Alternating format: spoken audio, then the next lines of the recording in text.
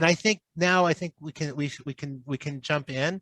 I hope everybody is back, and if people are coming back in, I'll let them in as they come. I'm delighted to welcome all of you back and to welcome Rabbi Sholom Friedmann, who is going to be speaking to us. Let me tell you a little bit about him. He is the director and CEO of the Amud Eish Memorial Museum and the Kleinman Holocaust Education Center in Brooklyn. He has focused his career on creating and directing Holocaust education, programming, and curriculum in the United States and in England, where he also served as a pulpit rabbi, a high school educator. Previously, Rabbi Friedman founded the Ani Maamin organization in London and was the director of the Zachor Yemos Olam program of Torah Umesorah. He writes a weekly column for the national publication Ami magazine. And in addition to rabbinic ordination and his graduate degree, he is a fellow of Holocaust Studies at the Imperial War Museum and received a certification in educational psychology.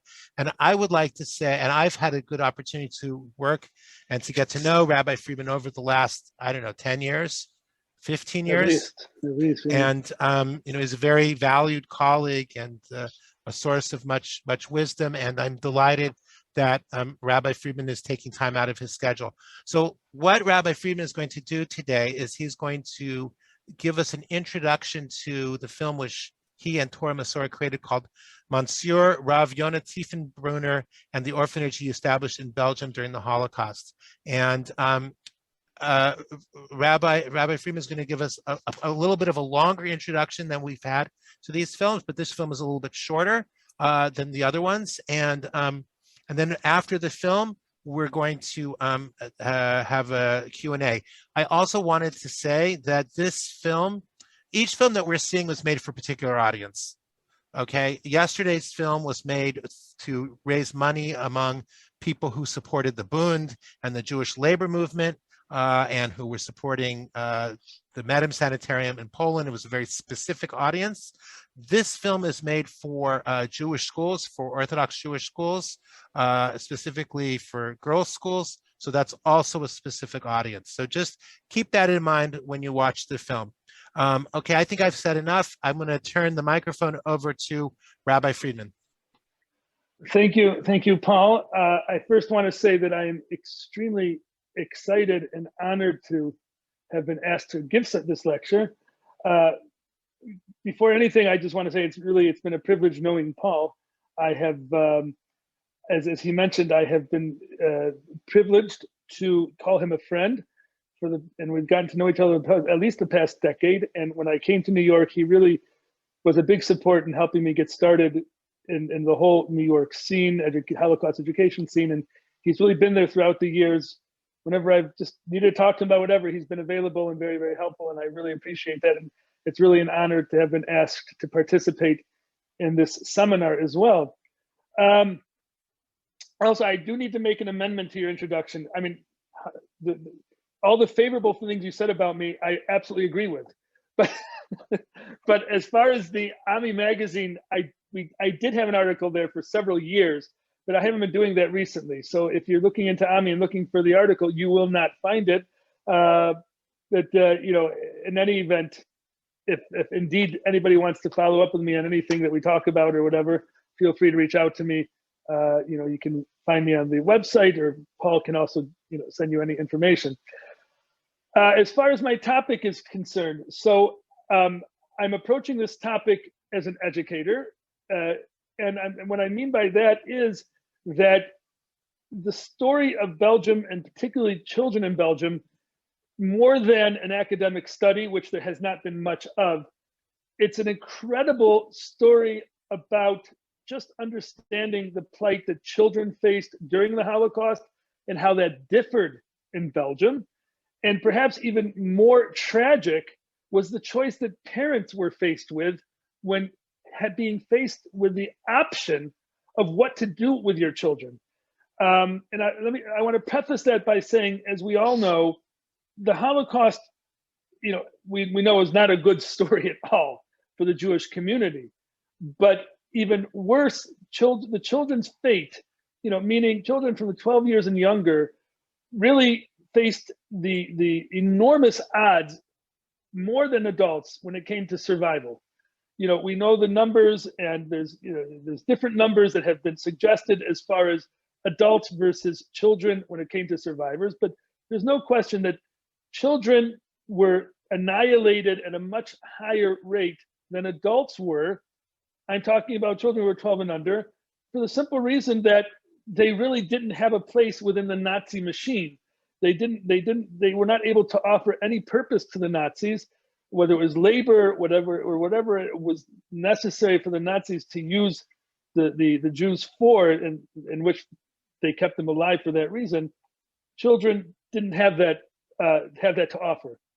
As Emanuel Ringelblum succinctly states, and I quote him, "Even in the most barbaric times, a human spark glowed in the rudest heart, and children were spared. But the Hitlerian beast is quite different. It would devour the dearest of us, those who arouse the greatest compassion, our innocent children."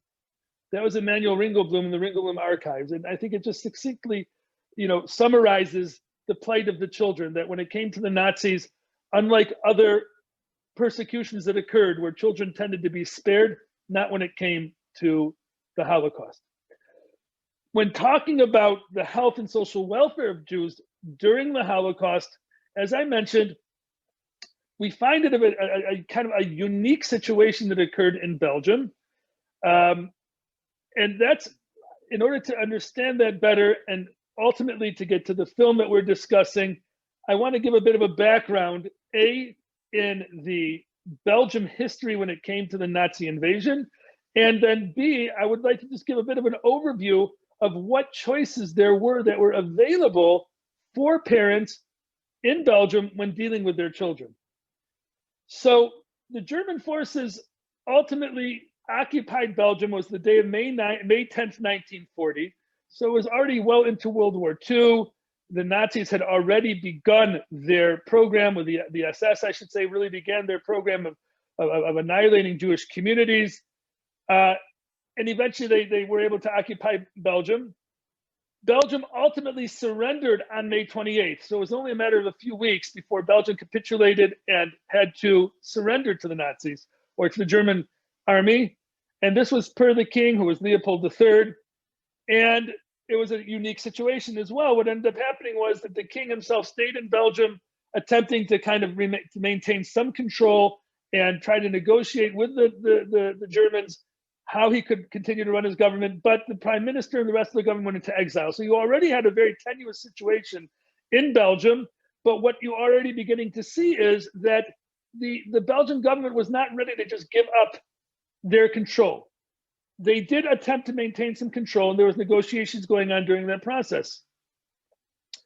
What ends up happening is that the Belgium, eventually, once the Germans did invade Belgium, they put in their own type of military administration. The government is gone, the Germans have taken over, so they set up their own military administration. And as we're going to see soon, and which was not uncommon in countries that the Germans invaded, there was tension between the military and the SS as far as what to do with regard to the Jewish situation. And that's going to itself play out and have a direct effect on the Jewish community's experience. So when we're talking about Belgium during the war, there's numbers are quite fluid as far as how many Jews actually lived in Belgium. But according to the historians that I've seen, you had around 66,000 Jews living in Belgium during this occupation. And of that 66,000, only 10% even had Belgian citizenship. So Belgium was a country that housed refugees. And when it came to the Jewish community, the majority and the vast majority of the Jewish community in Belgium were indeed not citizens of Belgium, but were refugees, primarily from Eastern Europe and from Germany. So where did the Jews live in Belgium? Well, as it is still today, there were two main communities in Belgium. There was Brussels and Antwerp. If anybody spent any time in Belgium, they're not too far away from each other. It's a quick train ride. And so until today, you still see that these two main cities house the refugee communities. And back then it was the same for the Jewish community.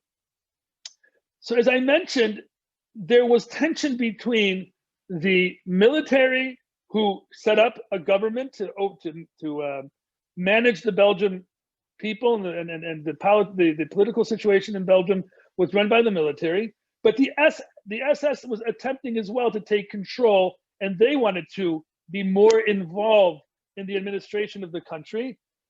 As a result of this tension, what we saw in Belgium was that the way that the Jewish community was dealt with and the implementation of anti-Jewish laws was slower in Belgium than you may have seen in other countries. In other words, although the Belgian Jews faced the same type of edicts and the different types of oppression that the SS was implementing in all the different countries they were invading, it was a slower process. So from the time they invaded and occupied Belgium, which was May 1940, until around 41 later, even 42, I should say, they did begin implementing restrictions on the Jewish community, starting with Jews being removed from government positions and professions was one of the first edicts that occurred. So professionally, the Jews were let go of their positions in the professional areas. You also began to see that the Jewish community was restricted. They had to be homes. There were, by nightfall, there were night curfews. And ultimately, they were forced to wear the Jewish badge, to discern, to make a discerning mark on the Jews. So you're seeing already in the Jewish community already understood what was coming. And the Jewish community by this stage already knew that things were not heading in a good direction. Word was already getting out from other countries and filtering through of what was happening to the Jewish communities in the other countries. So they already saw that things were not heading in a good direction. It was time to start looking at options. So we know that a good amount of the Jewish community attempted during this period to leave Belgium. And they were primarily heading to southern France. It was thought that in France, there was still a safe haven for Jews. And I'll talk about my father a bit later, because I do have a personal connection to this story. My father was one of those refugees living in Belgium during the war as a child. And that's why this particular period of history is so dear to me. But one thing I'll mention now is he himself wrote in his memoirs before he passed away that he was probably at that time around 10 or 11 years old. And he remembers going with his father, I should say with his family. It was him and his sister, his father and his mother were still alive at the time. And this is between this period of 40 to 42. He remembers his father taking a cart that they would pull with all their belongings in it, leave. They were living in Brussels. They would head out of Brussels, out of the city, head indeed towards France with a lot of other Jews. The community was simply walking in the countryside, pulling their belongings. And he said he remembers the Nazi or the Germans flying overhead. And the moment they heard the planes coming, all the Jews would leave everything in the streets, run off to the countryside. They would hide in barns sometimes for a few days at a time while they heard the planes flying. But in the meanwhile, what was happening was that the army was actually shooting at all these Jewish civilians. They were shooting them down, whoever they could find in the streets, they were shooting. My father remembers during that period, he writes that 3 times he ended up facing a Nazi or a German soldier with a gun put to his head. He says he doesn't know why he was spared, but he remembers as a child facing a German soldier or a Nazi, and he wasn't sure which at the time, but he remembers having a gun put to his head 3 times during that period while they were hiding in barns or running, looking for food. And eventually, somehow he survived it. He doesn't know why they didn't kill him, but they didn't, thankfully. But he remembers going back afterwards, after this situation with the planes shooting people down, and they would go back and there would be indeed bodies strewn on the road from the Jews who did not make it into the country in time. And, belongings were all over the place. So they would have to go again through the process of putting everything on. And my father says this happened. They attempted to leave Belgium for about 5 attempts they made. And for whatever reason, they never were able to cross the border. So they'd have to go back. Things would be calm for a bit over this 2-year period. And then things would eventually get concerning again. His family would attempt again to leave. But again, this is all based on a child's testimony. He doesn't remember all the details, but those things he does remember. Having guns put at his head and coming back and seeing Jewish bodies along the road after having been attacked by these planes that were flying over. Eventually what happened was in November of 41, already the Germans took more and more control over the Jewish community. They settled the Jews all together, and they made the Jews all concentrate in these two cities. So whoever was not living in the city, they brought to the city. Although there were not ghettos established, the Germans did create a ghetto-like atmosphere where the Jews had to stay in Brussels and in Antwerp in specific areas. That's where they could mingle, that's where they could shop, that's where they could be out. And that was what the Nazis and the Germans had instituted. And in November of 41, they instituted what was called the AJB, which my French is not so good, but it stands for the Association de Juifs de Belgique. I don't know if I totally destroyed that word, but it was something similar to the Judenrat. The Judenrat, as we know, were these kind of German instituted Jewish community associations that would oversee the community and then would report to the Germans. So the Nazis and the Germans instituted something similar to that in Belgium called the AJB. Short after this, we're already in November 41.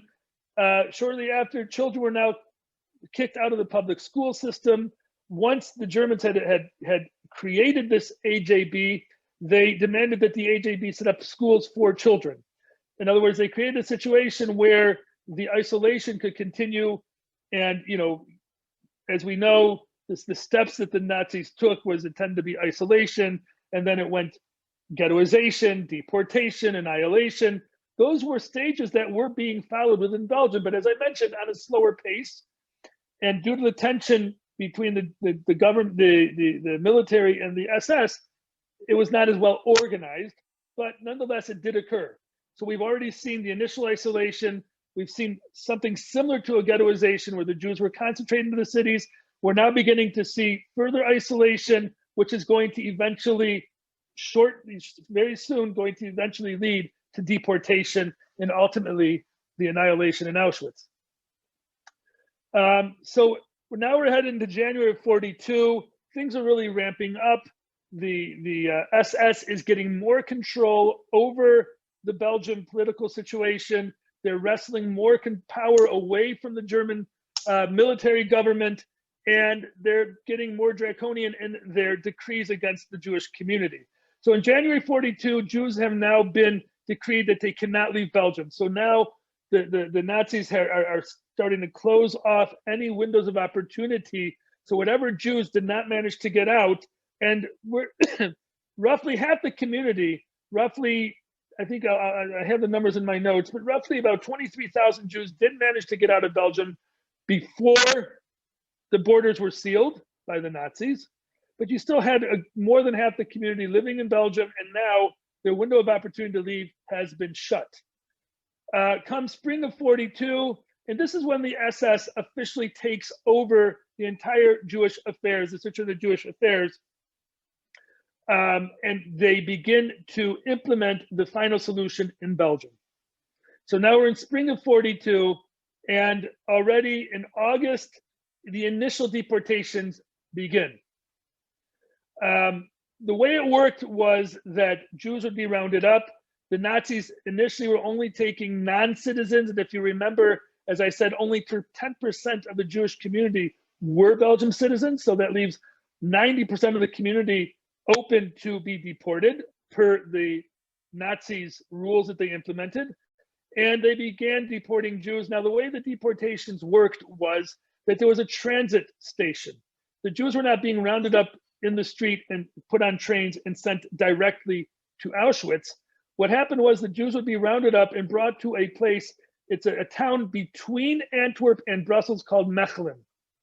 Mechelen's a small town, and there was an area called Kazerndosen, an area, they chose this area because it was basically a series of buildings that created a square. And inside this square, you have a big open area. And until today, you can go there and see where these deportations occurred. The buildings, the original buildings from this period are still standing. So, interestingly enough, they've been turned into apartments. So you've got people who actually live in these apartments, and their view is to this square, which was the deportation square for tens of thousands of Jews from Belgium being sent to Auschwitz to their death. There's also a museum that's been built there in the past 5 years. It's quite a fantastic museum. I don't necessarily appreciate the exhibit, but that's another discussion. They have a certain agenda in this museum exhibit that I personally find a bit offensive. But nonetheless, one thing they do have there is a fantastic archive, and the archivists there are extremely helpful. So if one ever does have the opportunity to visit Belgium and to go to the Kazerndosen Museum, and you want to do any research, they're extremely helpful and extremely knowledgeable about the Belgium history. So that in of itself is worthwhile. But as I mentioned, you can also still see this square that the Jews were deported from. So as we said already, we're in 42. The Jews begin to be deported. By September of 43, the non-citizens have been deported, and now they begin deporting the actual citizens of Belgium already by December of 43. And as I mentioned, these deportees were being sent to Auschwitz primarily. Some others made it to some of the surrounding camps, but it was primarily Auschwitz was their destination. What happened, however, I need to mention now where we're going to start discussing the children, because the Belgian population, the populace, was not agreeable to the Nazi decrees against the Jewish community. This created problems for the Nazis. They, on the one hand, did not want to fight with the local population if they could avoid it. It was not good PR, nor did it make their job any easier if they were fighting. And particularly when you have people like the Queen Mother of Belgium standing up for the Jewish community, wearing a Jewish badge, it made it very difficult for the Nazis to implement their plans. And they saw that it was in their best interest to try to work with the remainder of the Belgian government, and for that matter, with the Belgian people. So they came up with a deal that they agreed that although they insisted that they had to deport the adults, and it's important to note as well, by the way, that they convinced the Belgian population that the Jewish adults were being deported for labor. They were going to labor camps, not to be annihilated. And it's important to note that, because it was with that understanding that the Belgian people agreed to the following. They agreed that if the adults are being deported for labor, and that's all they're being deported for, they agreed to allow that. They would not stand in the way of the Nazis. However, they insisted that the children are left behind. And it was a logical argument, being that you're not going to need children for labor. Children, and we're defining children by 12 years and younger, if they're anyways young, what good can they do to help with the labor situation? The Germans don't need children who are 12 years and younger for labor, so let the children stay behind. So that was an arrangement that was being made, and that in itself came into play later. And we'll see soon, already by 1943, that played a big role in what we're eventually going to see in the movie about orphanages, because it brought up a question: what do we do with all these children who now have no parents left because their parents have been deported for labor? So I'm mentioning that now just to give you a heads up as we discuss further about the children's situation in Belgium.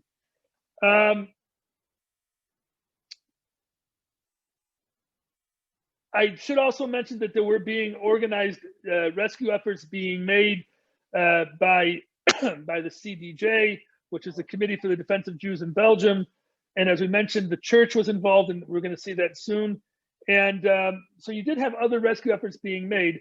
But as far as the fate of the children, why Belgian children managed to survive, a lot of that was due to just the situation with the to their credit, the Belgian population standing up for the Jewish community. I now want to talk about what options did parents have for their children. And I say options because it was unusual that parents had any options. As we know, the term the choices tended to be the experience of the most Jews throughout the Holocaust. There were no good choices. Now, if you can call handing your children over to a Catholic home or to a Catholic institution a good choice, then that did exist in Belgium. So what do I mean? During those first few years of occupation, before the deportations began, the Catholic Church, and as I said, the Belgian locals, Catholic Belgian locals or Christian locals, were prepared to help Jews for the most part. You did not have this rabid anti-Semitic overture of hatred toward the Jewish communities. You did, as you saw in other countries, and it was not a part of the culture in Belgium. So they were much more willing and open to help Jews to deal with the problem that parents faced. What do I do with my children? So parents did have this choice, and it was primarily one of three choices. You had, on the one hand, you had Catholic convents, which, as we know, were basically communities of priests and nuns where they lived in these convents, and oftentimes ran schools out of them for the Christian children. There were Christian institutions, primarily orphanages, and then there were Jewish orphanages, which came into play a bit later, as I mentioned, and we'll discuss that soon. I do want to mention that we find there's a lot of Jewish, shilohs and tshuvas responsa that were written in this period by rabbis, and they were listing and recording questions that were being asked by parents. Is it okay for me to give my child to a Christian family, knowing that I very well may never see him again? And if I do, very likely he will be converted to Christianity. Different types of rabbinical responses were being written to that question, but you see the type of dilemma that parents were dealing with, and just trying to put into some type of context here. A parent not only was concerned about the welfare of their child surviving the war, but what happens when you're going to give your child into a situation where their Jewish identity may totally be stripped? Another question, and this was something that played very heavily in the minds of Jewish parents, besides just the trauma of considering having to give your children away. And I should say as well that there were, when we talk about Christian families taking in children, there were situations where the families themselves were able to stay together with the children. As one of the testimonies say, that it wasn't just Anne Frank who was able to hide in an attic. There were a lot of Anne Franks going on where children were staying with their families. But I'm focusing primarily on children now. So we said that there was these three different options. The Jewish orphanage was really an option that only came up later. So you were primarily at the initial few years of German occupation faced with two choices. Do I give my child to a Christian family, or do I give my child to a Christian institution? And I just want to very briefly mention the type of issues that, besides that the parents faced, what did the children face? It's important to mention this because as studies are being done, it's people question, how do you define a survivor? What does it mean to define a survivor? And what the research is showing now is that children who face the trauma of being taken from their parents, being given to a family under oppressive conditions, knowing that they're fearing for their lives, the historians are now referring to those people as survivors as well. That it wasn't just a matter of being in a camp, facing death as being making one considered a survivor, that even children who were facing these types of situations are also considered facing immense trauma and were survivors in their own right. And the trauma that they're referring to, we find, shares common themes. And this is based on studies that have been done, listening to testimonies of children survivors in Belgium. There were recurring themes that came up, and I'm just going to touch on some of those now. The first theme that we find amongst these children survivors of Belgium, again, facing being put into a institution, I'm talking about institutions now, which are primarily these orphanages, was the shock of a new environment. And what that encompassed was not that they were all of a sudden taken from their families and put into a foreign alien environment, but there was the feeling of abandonment. And I'm going to talk about that a bit later, but this is a theme that comes up throughout testimony that children survivors talk about amongst these Belgium survivors, was unlike children who were passively in some of the other countries where they saw the Nazis tearing them away from their parents. They saw that their parents were not given a choice. What you find with these children in Belgium was feeling abandoned because their parents seemingly chose to give them to another institution, to a Catholic institution. And in a child's mind, what's this about? What's going on here?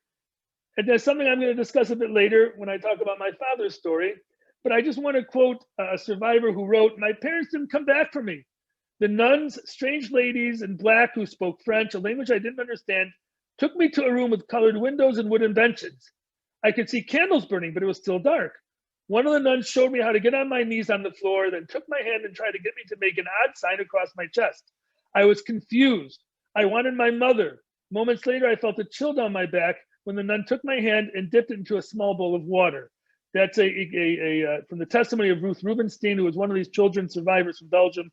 But again, it's an example of not only the abandonment, where's my mother? Why did she give me here? But I'm surrounded, what's going on here? What are they doing to me? All these things for a young child to have to try to understand and make sense of. The next big issue that these children faced was changing their identities. A big question, who am I? The first thing they had to do when they came into these orphanages was change their name. And oftentimes it was a name that was unfamiliar to them, not the cultural names that they grew up with. Again, here's another example from a lady named Suzanne Vroman. She was a young girl, and the man who was, and she was charged, a girl who was a bit older than her was in charge of taking her, and they were traveling. And she writes that she remembers when she was traveling, someone asked her name, asked this young lady, Suzanne, what's your name? So she turned to her friend who was escorting her, and she said, what do I tell this person? My real name or my new one?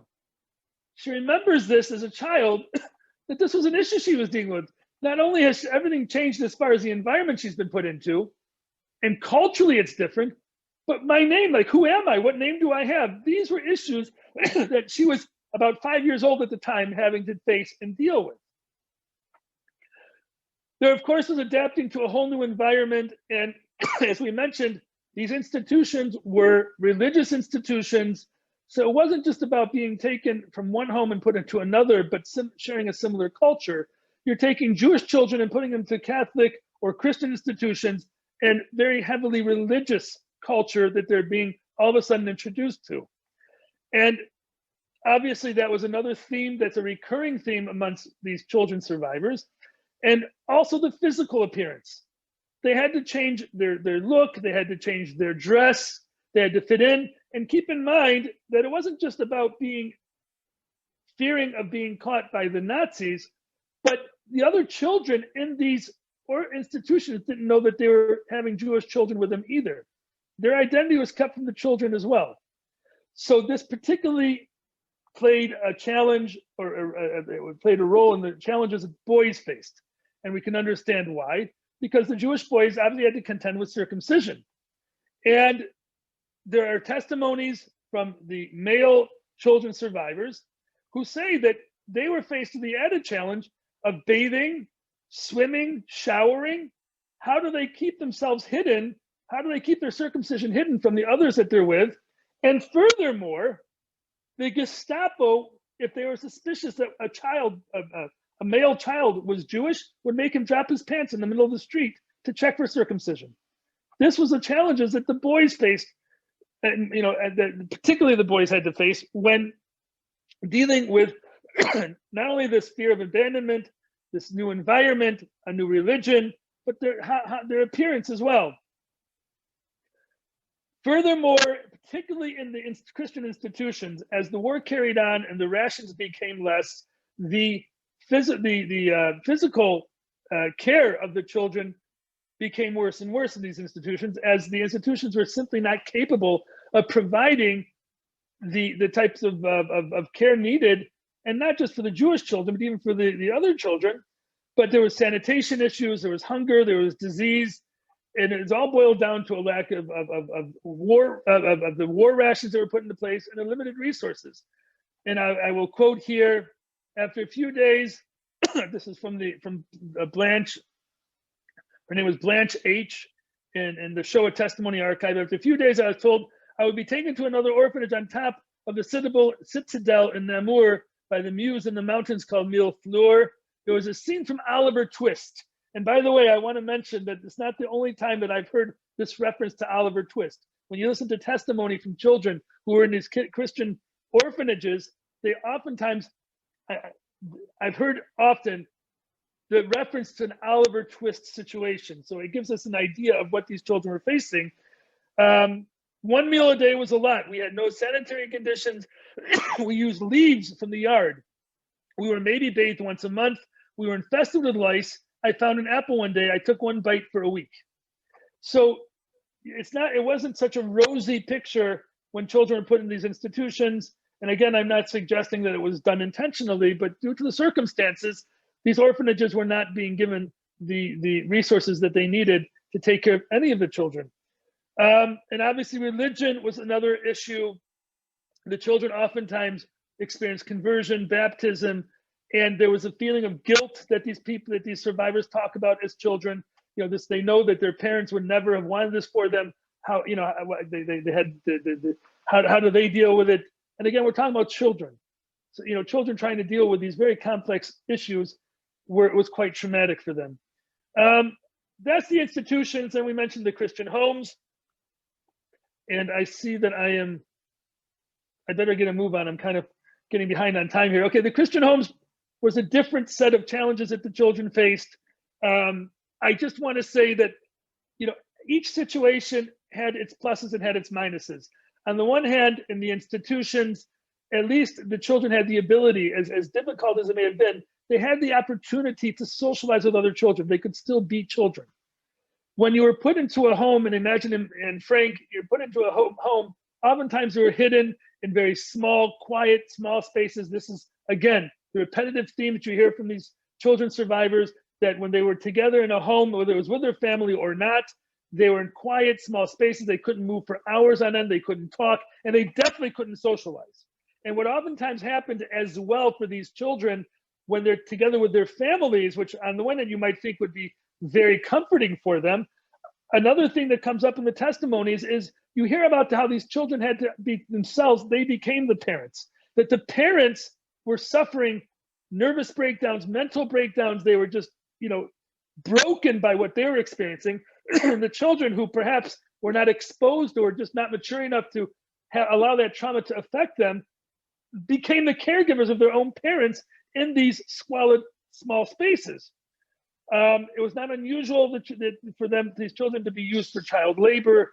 And it was not uncommon either for families who were housing children to demand money or some type of payment for their services. And of course, there were some who did suffer emotional and physical abuse at the hands of these homes. So again, what I'm saying, and that happened in the institutions as well. So what I'm saying is that, you see this kind of strange paradox where these children, on the one hand, suffered immensely. They were not only were they, suffering from their conditions, but they were feeling abandonment. There was a lot of guilt. There was just a lot of the lack of a mature mind to make sense of everything that's going on. On the other hand, the one other recurring theme is they are all so grateful that they survived. So you've got this kind of interesting situation where, there was a lot of bitterness, but there was also a lot of tremendous gratitude. And that is something you hear quite often throughout these testimonies. I want to move on to the orphanages now. And this is really going to lead into the next part of today's session, which is the video we're going to be seeing. There was something very unique about Belgium. And as I mentioned, because the Belgian populace was not supportive of what the Nazis were doing, and particularly about the deportations, the Nazis had made a deal with the Jewish community. We'll deport the adults, but for labor. But in order to keep up that ruse, that meant the Nazis could not justify deporting children, because if it was for labor, you don't need children for labor. So what do you do with all these children who by de facto became orphans? And keep in mind, by 42, 43, parents are being deported to Mechelen. Mechelen is a transition, there's a excuse me, the transfer station to Auschwitz. Oftentimes the last place the children saw their parents were behind gates at Mechelen, but then they're stranded, they're left. They're left on their own. And what do you do with these children? So the Nazis allowed for there to be Jewish orphanages run by the community for Jewish orphans. Very unique to Belgium. Started out with 2, turned into 7. 7 orphanages by the end of the war were running by the Jewish community for the Jewish community. And as we'll see in the film soon, on the one hand, it seems like it was this very, kind of unusual generosity on the part of the SS to allow this to happen. But keep in mind, it was not at all an altruistic expression on behalf of the Nazis.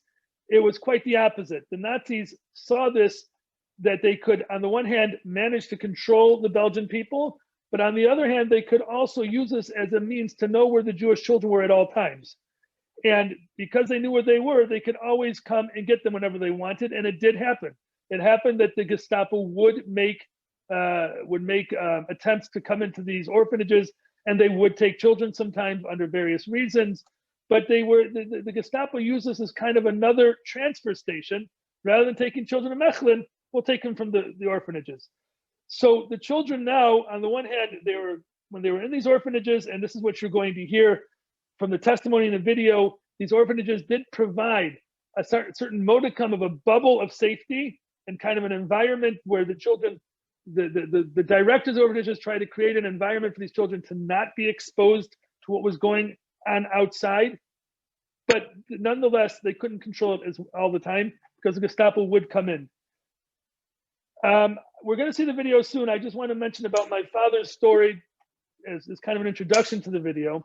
The video we're going to be watching is called Monsieur. It's about one of the 7 orphanages that was run by the community. This particular one was run by the Tiefenbrunner family and was being financed by the Identities. The Tiefenbrunners happened to be an Orthodox family.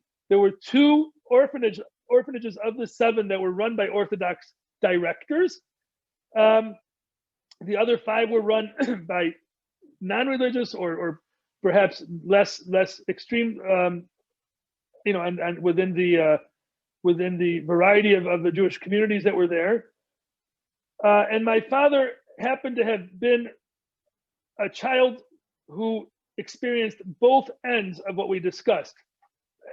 In 42, he remembers coming home from Cheder and his father not being there, and asking his mother, where did our father go? And she told him that what happened was that a friend of his had called him downstairs to have a cigarette with him. And in the end, the friend was actually working with the Gestapo, and they were forcing him to take them to Jewish homes and picking up the adult men that they could get a hold of. That's what happened to my grandfather, who was a refugee from Poland, as was my grandmother, who was a refugee from Austria. They'd been in Belgium already for about 10 years. And that was really the last time that my father saw his father, except when he was able to wave to him from the gates of Mechelen as his mother brought his father something to eat. My grandmother, my father's mother at that stage faced the same dilemma that many of these Jewish parents were facing. What do you do with your children? There was my aunt, who was a few years younger than my father, and my father was about, I think he was about 11 or 12 years old at the time. My aunt was several years younger. The last memory that my father and my aunt had of their mother was sitting them on the bank of the river there and telling them that, you know, she made a decision, and this may be the last time they're going to ever see each other again. My aunt, who's still alive, still today talks about just the utter shock and just the resentment, like, how dare you, my mother, are suggesting that you're going to give us away. And she was probably, I think, 6 or 7 years old, my aunt, and she just didn't understand. And until today, she still has that resentment of feeling abandoned, even though she knows what happened. And this is the theme I was referring to earlier of abandonment. Soon after, my father was put into a monastery, and his sister, my aunt, was put into a convent. My father remembers being baptized, although by that stage he was older. He refused to do the communion, and one of the punishments he suffered for that was, he remembers they used to make him walk around in a circle in the courtyard for 2 to 3 days at a time with no clothes on and no food, to punish him for not participating in what, you know, in their rituals there. My aunt had a bit of a different experience. She was more willing to participate. As a matter of fact, she ended up going to the Tiefenbrunner home after the war with a cross, and she remembers the Tiefenbrunners not enforcing her to remove it. They just let her wear it, and she said that was not uncommon for children coming after the war, that a lot of them did come with crosses and were performing Christian rituals. And this particular home, in Tiefenbrunner's home, they allowed it. They let the kids alone until they kind of came to it on their own, if they decided to stop doing that. My father also made reference to it being like an Oliver Twist type of situation. He did remark about that. And my aunt, unfortunately, being a vulnerable young lady, was victim of sexual abuse, which until about the past 10 years, she fortunately was able to, it literally took her up until about 10 years ago to finally come to terms with everything she had experienced. And I'm bringing this up because I'm pointing out that these children survivors, for them, the trauma they faced being children and never really being mature enough to be able to deal with it appropriately, even with all this different psychiatric help and counseling that they may have experienced, you know, you're at such a young age, and this is something that psychologists that study the Holocaust talk about. When experiencing trauma at such a young age, your mind never matures. You dealt with it at an age where your mind was not mature enough to really have the tools to deal with it. And therefore, it's not uncommon for children survivors to carry that trauma with them the rest of their lives, more so than they find by adults. And I know that to be the case by my aunt, who unfortunately was suicidal almost her entire life. But I have to say, she's now in her mid-80s. She's celebrating her 86th birthday, and she's a much healthier, happier person now. But it took her decades to get there. And the last thing I want to talk about before we watch the film is that because these children were left by their parents, and it was not uncommon for them not to see their parents again, a big issue is what happened to the parents. What was the fate? These children, by the time the war finished, their names had been changed, their identities had been changed. It was not, they'd been hidden with families who perhaps didn't even share with them their Jewish identity. And so more recently, and particularly now with the opening of the archives in Bad Arolsen about 10 years ago, there's a plethora of information that has now become discoverable and researchable. And all of a sudden you're seeing connections being made, in particular for these children survivors who are in Belgium, who were stripped of their identities and their ability to do this type of research. I'm saying this because my father in particular, his story was very unique. It was probably about 15 years ago when I started doing research into his story. He always understood from an aunt that had gone with my grandmother, his mother, to Auschwitz after she had dropped the children off. She did get eventually caught by the Nazis in 1944, sent to Auschwitz, and her sister was with her. And she always testified that she saw my grandmother go to the gas chambers. So it was assumed that she had died in Auschwitz. And we knew that my grandfather had died in 1942. We have certification of that. When I started doing research about 10, 15 years ago, I discovered a list of the deportation train that she had come into from Belgium to Auschwitz. And interestingly enough, next to her name was a red R, according to the research that had been done, I think by Brachfeld, who was one of the main Belgian researchers. He discovered that she had been repatriated after the war, which meant that somehow they have record that my grandmother survived the war and came back to Auschwitz. I'm sorry, came back from Auschwitz back to Belgium, which didn't make any sense because my father had never seen or heard from her after the war.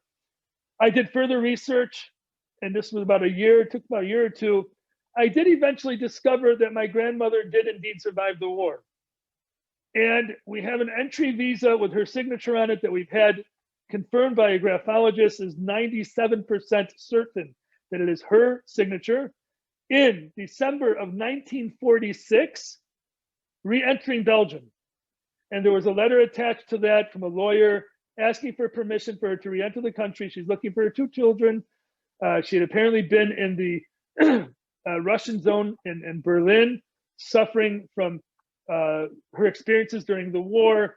And until then, she was not able to come back for her children. But we discovered she came back. My father was still there in the Tiefenbrunner home until March of 47. So they were both in the country together for, it looks like 3 to 4 months.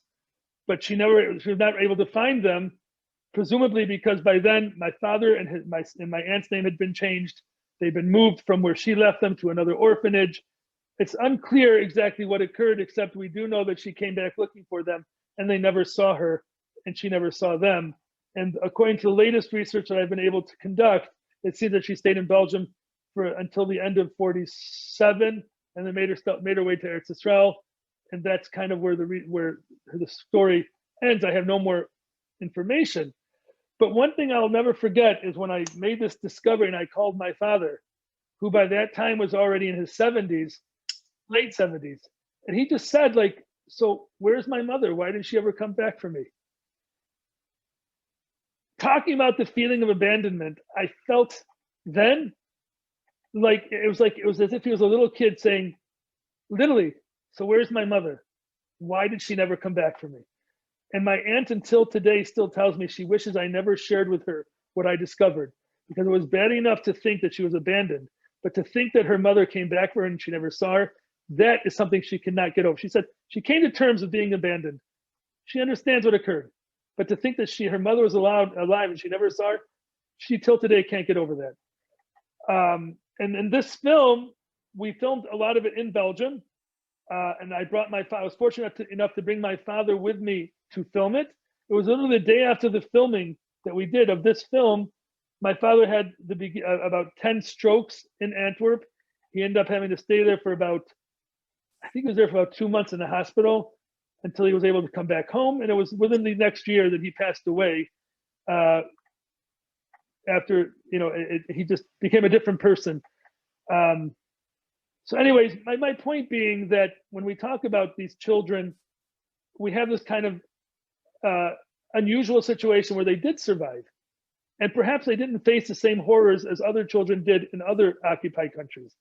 But their trauma that they experienced and the feeling of abandonment and the feeling of confusion and everything else still lingers with them today.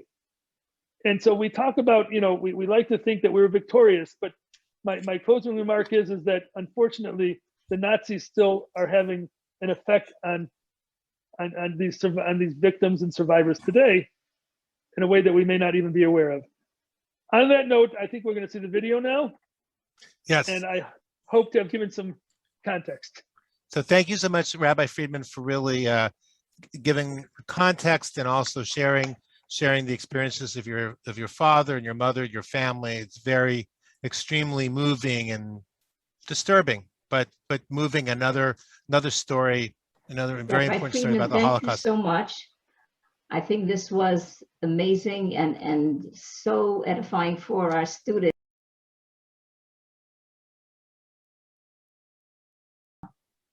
Oh, I see. No, that's why I don't see you. Okay. I appreciate the feedback. So it's licensed through Torah Umesorah. When I made this video, when we produced it, I was working for Torah Umesorah at the time. we're going back close to 10 years ago. So one way is to see if they have it. Now, I have a suspicion that they don't have any more copies. So if that's indeed the case and you can't get a hold of a copy, then please feel free to reach out to me directly. Paul, you can put my email address if you want on the chat. Okay, and thank you. I can arrange to get you a copy. I know last time I saw the copies available were actually on Amazon, and because it's out of print, it was like $160. So I would not suggest buying it on Amazon when I can make different arrangements for you. Okay, I appreciate that. Thank you so much. I will be contacting you. Thank you so No much. problem. And thank you for No your problem. presentation prior to the film. I appreciate that. Thank you. I had a question, unless other people have questions, and I'm sure some will, but I was wondering about the, so some of the images. So I know some of it was stock footage, like stock kind of World War II type footage. Yeah, But I was wondering, like the images of the children, where were those images from? So that's an interesting question. First of all, as you mentioned, there was stock footage, and when we were making the film, there was unfortunately not a lot of footage from Belgium directly about the general narrative. So, in all fairness, you'll notice if you look at it closely, the stock images were more from Poland and Eastern Europe. You'll notice that. So we did that intentionally because at the end of the day, this was a film created for school children, and we wanted to create an environment for them to be able to appreciate the story. So that's why we put even though we did it knowing that the images were not as authentically matched with the narrative. That's the first thing.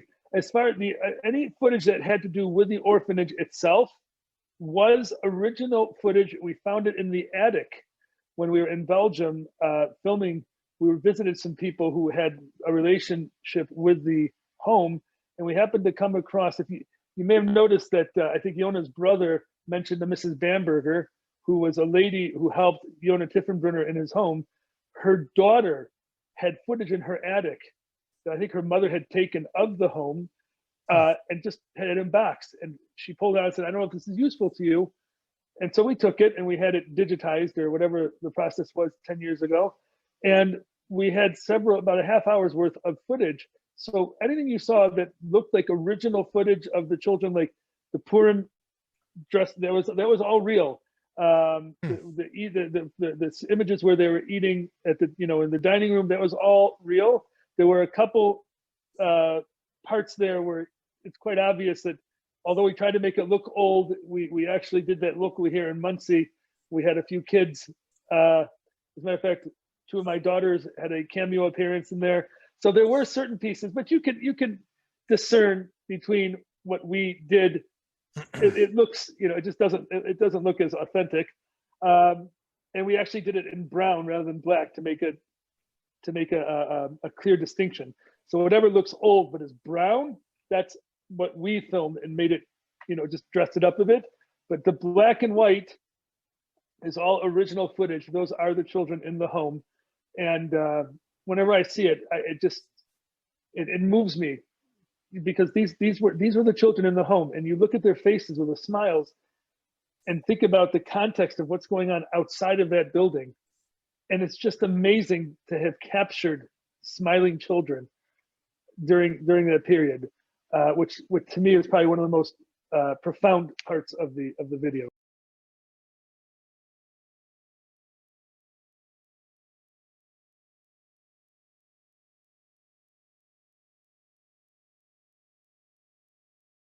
Yes, thank you. First of all, I really liked, besides the film, your presentation, and I think your enumerating, I wrote down about 6 things about the trauma that the children who were, put in these situations had to face was, for me, it really sort of pulled that together, and that was really something very important. My question is, till when, and maybe that was in the beginning of the film and I missed it, because I also wasn't so focused in the beginning, till when was Tiefenbrunner open, the orphanage? Because he obviously continued after the war. Yeah.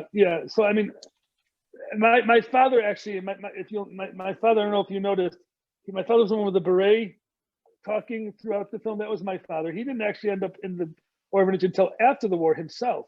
He was in a convent during the war, as was his sister. They went there in 45 and spent 2 years there until 47. I believe the home was open until about the mid 50s. You know, and there were still children that Tiefenbrunner was looking after into, I believe, the mid 50s, if I'm not mistaken. And then I think he eventually moved to Israel. And when his children are being interviewed, they were in Israel at the time. So I believe that's kind of the trajectory. Thank you. I see that Emily Pariente and Jill Kaplan have their hands up. Emily, do you want to go first? And unmute yourself, please. Thank you. That was a lot of my question, actually, in the former question. But I also wanted to understand how he got this position. I wasn't clear. And was he, obviously he was in danger. He was questioned and almost killed by the authorities. But was he ever in danger of being deported himself? And how did that come about? Right. So there's not a lot of information about his situation. The interviews that we've conducted really were the information we got was primarily from the children in the home and from his own kids. I don't believe his children ever mentioned. He kept everybody very. He didn't expose anybody, neither in his family or the children in the home. He didn't expose them to what was going on. He tried to create this kind of artificial environment. So there is not a lot of information about that available. You did ask me, as far as his own danger, you asked me a different question. I don't remember what it was. How he got the position, how he got the position. Right, so like his brother mentioned, he was very involved in the Identities Israel of Europe. He was part of the Ezra part, which was more like the youth, and he was very involved in that. And I believe that through his association with the Aguda, and then he got married, he and his wife decided that they would open their home up as an orphanage. It was opened up at, again, around 41, 42, I believe, is when he opened it, when there was clearly a need and the opportunity to run such a home, and the Aguda was financing it. Thank you. Wonderful. Incredible man. Yes, Incredible. And the home is still there. The home is still there. It still exists. You can see it. And at the end of the movie, you'll notice that was my father. It's an interesting story that there was the other fellow he was with, Arnold, can't remember his name now, but Arnold, who was the other fellow who talked a lot about his experiences. I believe it was Peter Friedman. Peter Friedman. So the two of them were actually best friends in the home. And we went to film the video. We looked up his name. We asked somebody in the community if there's as a Peter Friedman around. And they said, as a matter of fact, he is still alive. So it's the first time my father met him was on that trip when we went to film the video. We were able to bring them both together again. It was quite a moment, and they both wanted to go back and see the home. So you saw a very little bit about the visit at the end of the movie, where they were just reminiscing about their memories, and it was just such a moving experience, the two of them together. And in the middle of the movie, you'll notice there were three boys kind of huddled together, looking at the camera. I don't know if you see the video again. That was actually him and Arnold together when they were in the home. So you can see when they were little boys to when they're older men. Just a very powerful. It was such a moving experience to be a part of that and to see them back together again.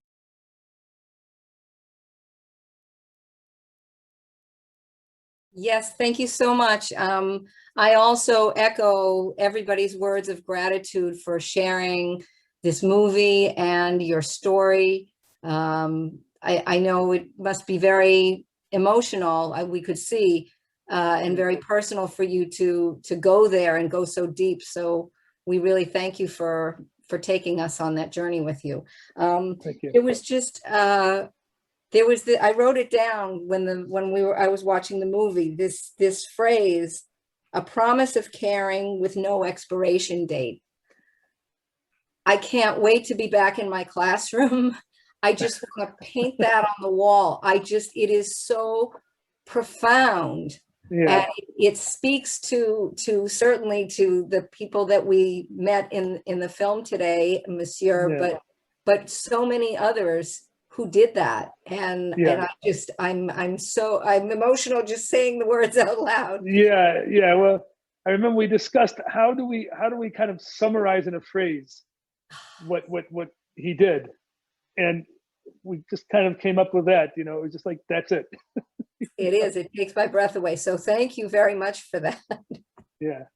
Thank you. Thank you, Jill, for your question.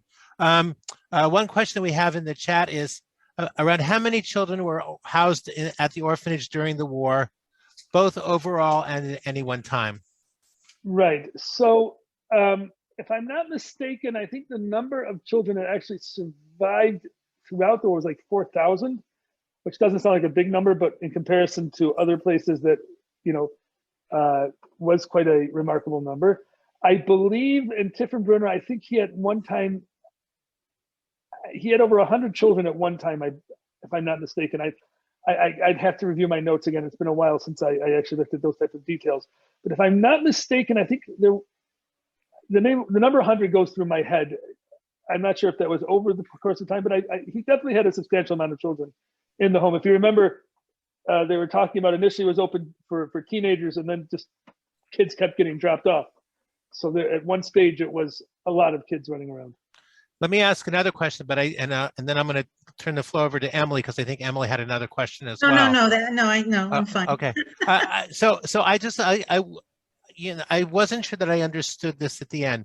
So in the end, the Nazis tried to go and capture the children, and so he was able to smuggle them into this church.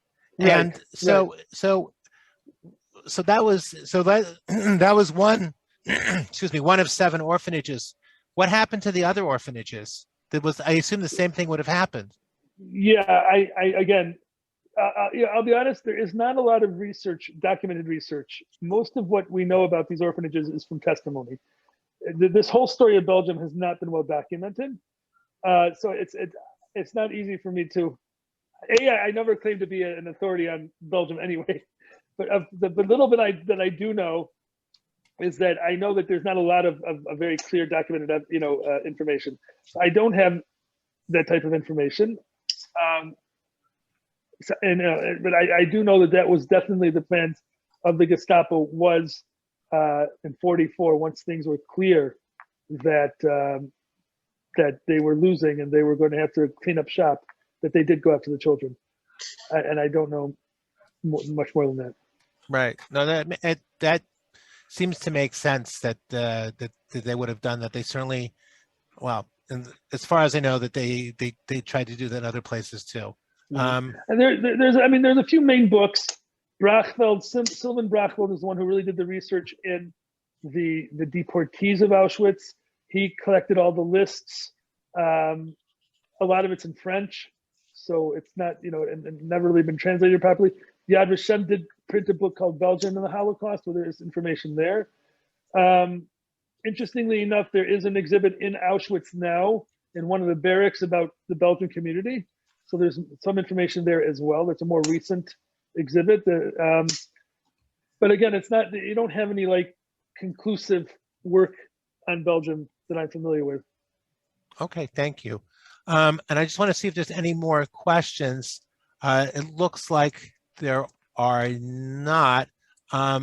If that's the case, the 2 things, I don't know if Liz is on, but Liz has established this tradition that we all unmute ourselves to thank you. And then after that, I just want to make announcements for tomorrow. So if everybody could unmute themselves and thank Rabbi Friedman. Thank you so much, Friedman. It was a wonderful presentation. Thank you for the opportunity and the honor. And I hope that this will be a story that will enable us to move forward and to continue to grow and to be strengthened from. Amen. Thank you so much.